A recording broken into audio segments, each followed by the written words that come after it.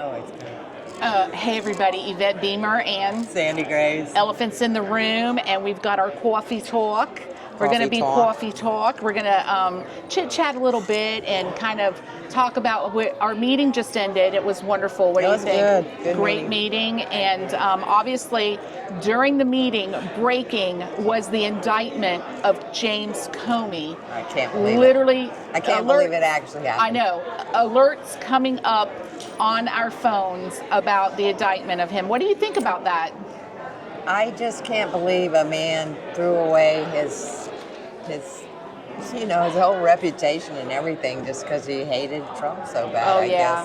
guess. But I really, get there's others in that whole thing. There's too. probably some others, and the old hat is don't lie, be truthful, and don't try to obstruct justice just for the sake of you not liking or hating somebody. I mean, this is our country, and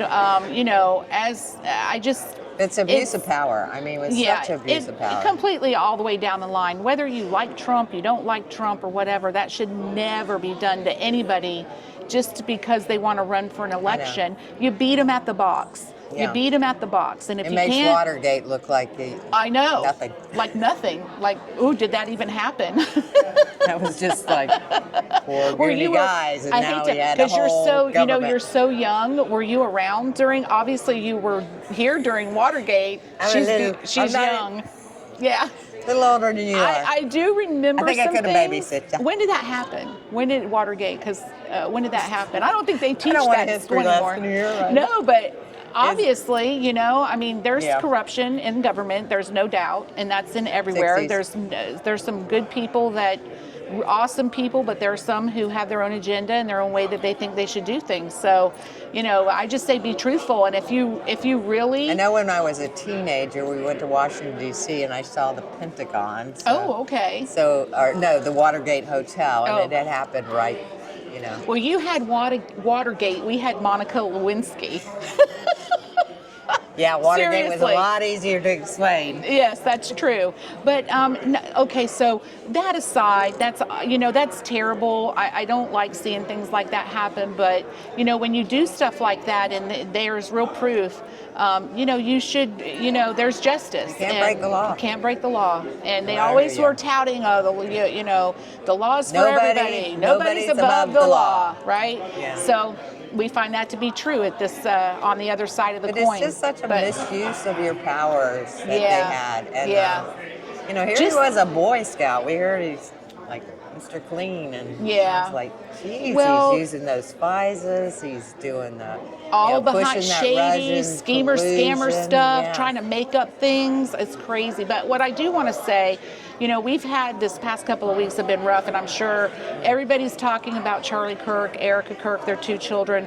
I'm just going to tell you, I watched the celebration of life is what I call it. I mean, memorial and those kinds of things. And I'm just telling you what, I am very proud of our administration.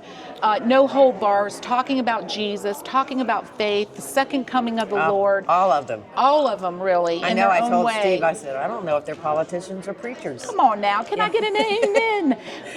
That's just it right there. And Marco Rubio. Oh, he was something else. And he laid it out so nicely, from creation to the fall of man to redemption. And then the one we're waiting for is the King of Kings and the Lord of Lords, that second coming, which we know is going to happen. I don't know if y'all know this, but Marco Rubio used to do like devotional sort of things on Facebook. Really? And stuff. Yes. Yeah, we don't. He's very good. We see them as public life politicians, but they have a private life, and I feel like now even Vice President J.D. Vance was like, I was a little scared to talk about my faith, and I don't think you're going to have to worry about that anymore. Our country is going back to its foundation and the Judeo-Christian values that it was set up upon. Prayer was always done before any kind of thing was set up on, and I unfortunately, a man had to die for that way too young. But sometimes out of tragedy comes a lot of great victory and great education. So, if you guys, just so you're aware, pray for the family. Continue to pray for Erika Kirk because she has a great calling on her life as well, and her 2 children, and a big mission ahead. But you know what? I do have hope for the future in our children and in our youth, and they are going strong, and we're here to help them. And our generation is here to lead and guide them about our country, America. What do you think? I do, and maybe another episode we can continue just our discussion on some of what Charlie. But we want to thank Congressman Gus Bilirakis for this American blend, this coffee. Were you able to have a sip yet? Yes, I wasn't even delicious. have a sip. Let me have a sip. That is so good. This is American Blend. Thank you, Congressman Gus Bilirakis. And listen, you want to be kind to somebody even if you think they don't deserve it, right, yes. Sandy? That's the way we got to live, loving your neighbor, love God, and love people. And that's how you drive out hate.